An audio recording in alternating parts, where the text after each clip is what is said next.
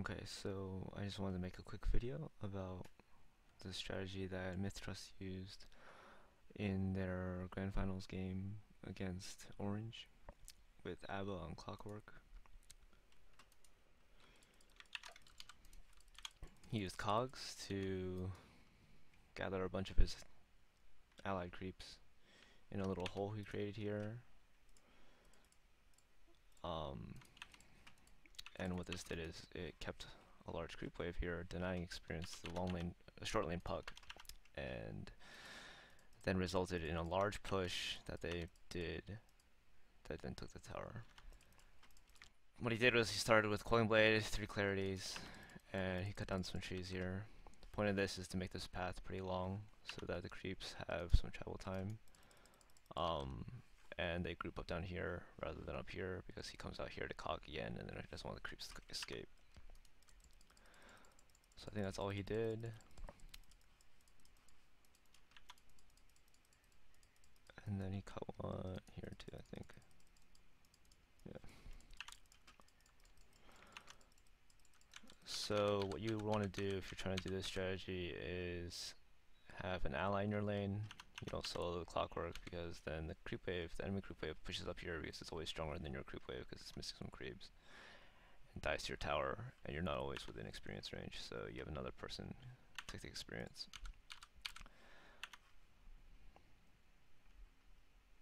But the reason I feel this is kind of imbalanced is this is pretty simple to do and doesn't require any sort of skill.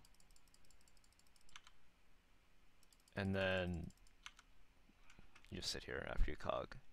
So the reason you cut this down is so you can path up so they can go down that way. So 30 seconds, new wave spawns. All they get out of this wave was a range creep. Obviously that was probably the best case scenario, getting all 3 melees, but it's not always going to be that easy. But it's pretty easy. You just come out here, cog. I only got 2 that time. Come up here, let him in, close the door again, and now have these 5 creeps that will never die and give this person experience. Now to counter this, if you know this is going on, you can just cut some trees down. Whether you have a Coiling Blade or just use some tangos. Tangos are well worth it to let this experience out so you can get an even flow. Otherwise, you're never going to see these creeps as a Radiant short lane, and it's denied to you until they decide to let it out. So this is going pretty much as well as it could go. I'm catching a ton of creeps, and they're all sitting here ready to go.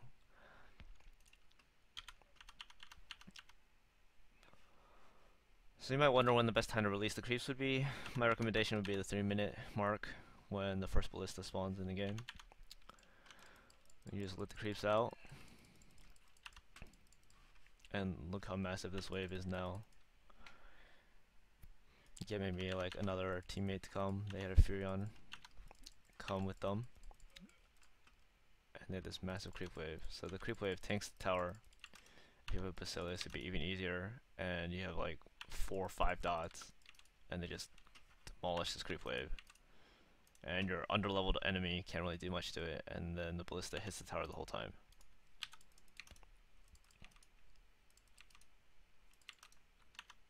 Look at this HP drop. What a joke.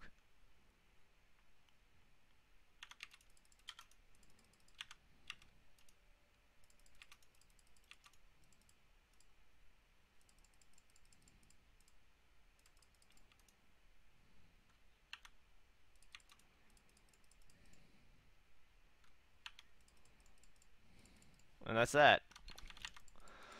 Hopefully this is patched out quickly. You can alter the creep AI so that they don't try to path around once you alter the path with the cogs.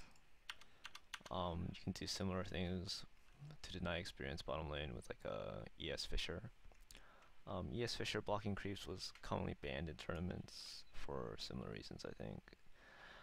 But we haven't seen that too much. But hopefully this Clockwerk one, which I think is even more broken, is